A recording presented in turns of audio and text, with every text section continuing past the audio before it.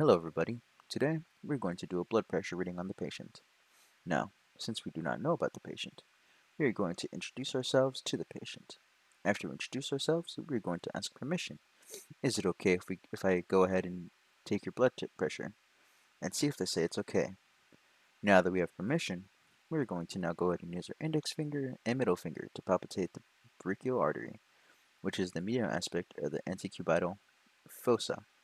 After we find the location of where to palpitate, we will now use our cuff and go ahead and place the cuff 2 inches above where we found the location of where to palpate. Keep note that we should never even think about taking someone's blood pressure on the arm they are injured on. Instead, use the other arm. Now that the cuff is on, make sure it's tight, but not too tight. For example, it should be tight enough that 2 fingers cannot get into the cuff when wrapped on the arm.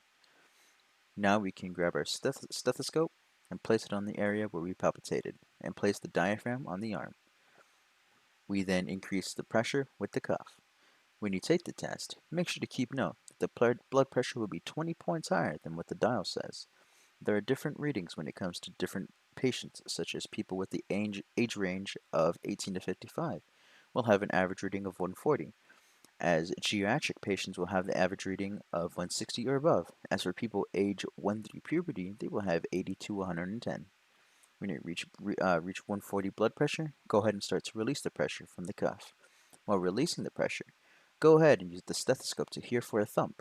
This will indicate that you can stop releasing the pressure and go ahead and look for the dial. Look at the dial. After looking at the dial, you will see how much the range is for the blood pressure. Make sure to record your findings, then proceed to take off the stethoscope from the patient's arm and then remove the cuff from the patient's arm. After that, you have completed the blood pressure measurement.